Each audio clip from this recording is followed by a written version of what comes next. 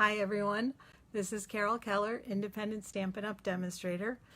Today is sort of a continuation of our curvy bundle that we talked about last week. We used one of the stamp sets and we used the dies, and we're going to use the other stamp set, the dies, and the pattern paper today. So I'm going to get started. This will probably be a quick live because I have prepped a lot of it in advance, a lot of the die cutting. But we'll see. Okay, so like I said, last week we used the Quite Curvy stamp set and the curvy dies, which are right here. We used this one and we used this one. That's the outline of the flowers and leaves. So today, of course, we've got to use something a little bit different. We're still going to use the dies, but we're going to use this one. In fact, I'll pull it out so I can show you what I did. And then we are using the other stamp set that's in the bundle, which is this one called Curvy Christmas. So cute. And as I was prepping this card today, I actually came up with an idea for a completely different card. So I'm thinking you're going to be seeing that next Tuesday. Hopefully you won't be too tired of the set. So anyway, we are going to use the Curvy Christmas set today. And we are also going to use the beautiful papers that come in the bundle. We're going to use one of them. So I'm going to fan them out. I showed them last week, but in case you missed it, here they are. Love these. Love the colors, the rich kind of traditional Christmas colors. And our card looks like this. You can see I was in a hurry because it's a little bit messy stamping, so you'll have to excuse that, but that's the idea we're going for. I wanted to make hills. I've seen some cards made with this set and there were hills, and that's the idea I was going for. But it's a little tiny bit trickier than you would think because of the way the curve of the dies, the die goes. Well, all of them kind of go the same way. So I will show you that. I'll kind of step you through it. It's not that hard, but it does take a little bit of thought. Where did I get the beautiful blue mat? That was some of my swag from On Stage. We did our On Stage yearly conference. We had it over the weekend, and I got a swag box that had a beautiful bag in it, and this, and actually this cute little multicolored pen. So right now it's writing green, but it's got all different colors, and I got some pins to share. And what else did I get? A stamp set, which I'll be showing you in the future, and some notebooks and stickers, a bunch of stuff. And then for being at the level I got also for center stage scissors and this cute little fob, they call it, that goes with it, which I love. So I'll be using that quite a bit. So it's got a little hole so you can protect the tip of your scissors. Isn't that cute? And apparently there are all different colors and designs of these. So I got a blue one, which I really liked, and it's got some little charms. I love this little envelope with the heart in it, and then there's one that says Stampin' Up. So all of them say Stampin' Up, but I know there was at least one other charm, but I'm glad I got this one because I love it.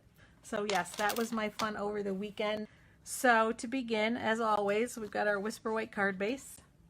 And I did pre-cut everything, but like I said, I want to take you through the process.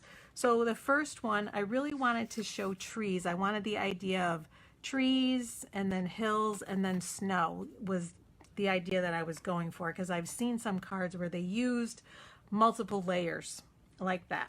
So I cut out this one again with the die that's right here, and you just have to remember, you just kind of lay it over your full sheet of paper, which is like this. Oh, I know what I was going to say. Remember to have the trees going in the right direction. So that's how I laid it out and cut it, and this is what I got.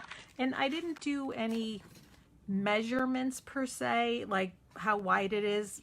Half of the card, a little more, and you can see it's a little long, so I'm going to trim that down. Grab my paper trimmer, and I'm going to trim that down just to 5.5. All right, so that's going to be our first layer. And here's where it just gets a tiny bit tricky. I cut with the same die, I cut another one with the shaded spruce, but the problem is the hill is on the wrong side. I needed it on the other side. And I could have just flipped it over, but you can just tell that it's the wrong side. So very simply, all I did was just fussy cut this really quickly, just basically cut that right off. And you know, if you want to, you can use it on another project, because I'll show you what it looks like at the end here. You've got a little strip that you can use to decorate. I thought about maybe even using it inside of the card or on the envelope. And so now I have a hill that's going the other way. And that's going to go about there. And again, I'm not, and I haven't adhered them yet, but I'm not measuring. I'm just kind of eyeballing about where I want it. And then the same thing with the white. So I'm going to put it here, but I'm going to cut this off. And so then that's going to lay right there. And so now we've got our hills.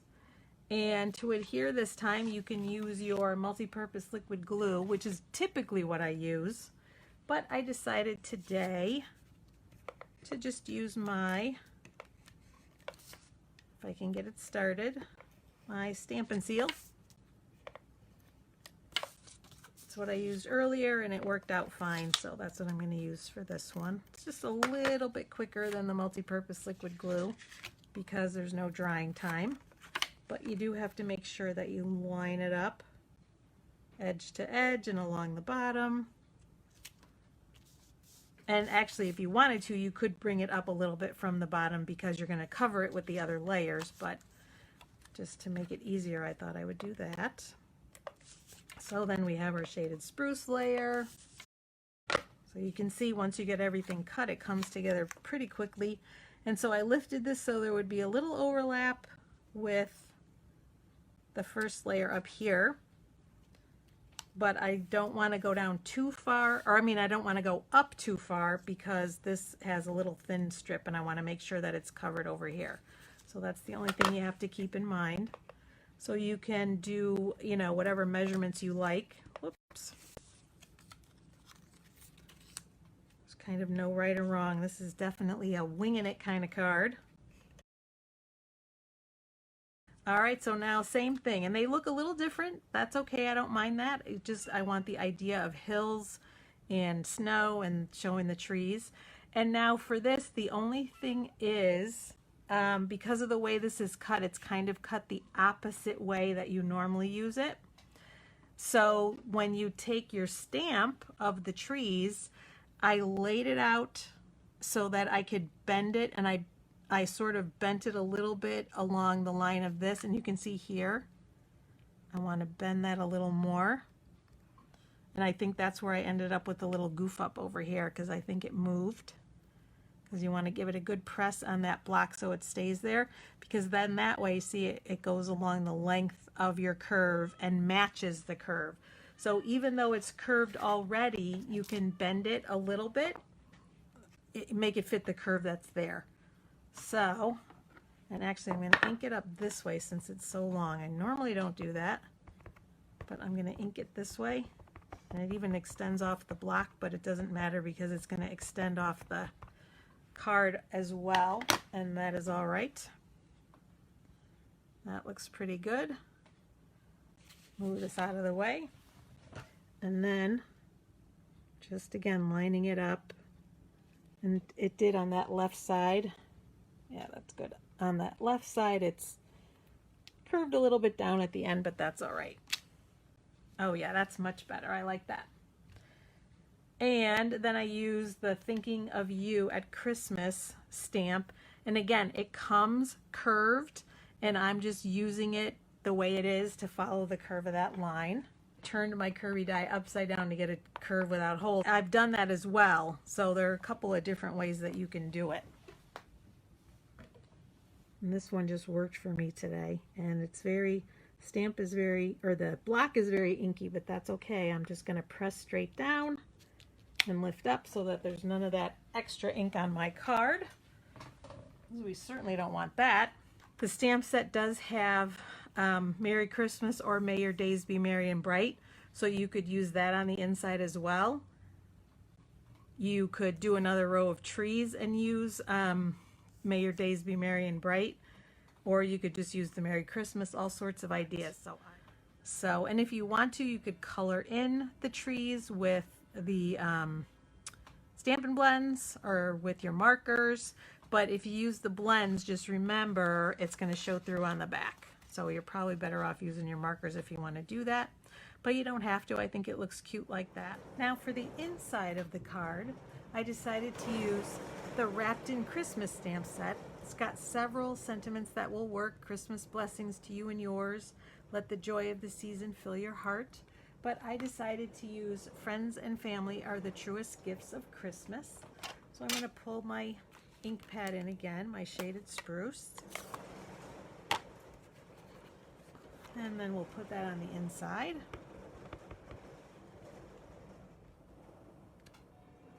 All right.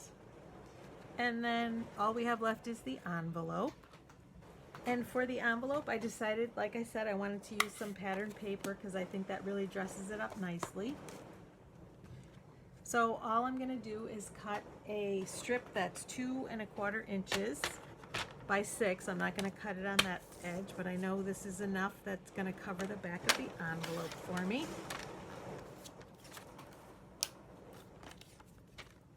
Storm is raging out there. All right. So for this, I am going to pull out my multi-purpose liquid glue so that I know it's right where I want it on the envelope, and then I'm going to just lay the pattern paper on top of it. Kind of let it hang off of the edges and line it up on the top edge. Hang off on the side edges. And it dries pretty quickly, so I should be able to trim it down right away.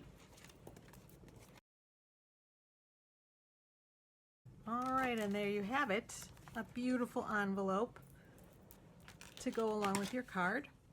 And that's our card for today. Thanks so much for joining me. See you again soon.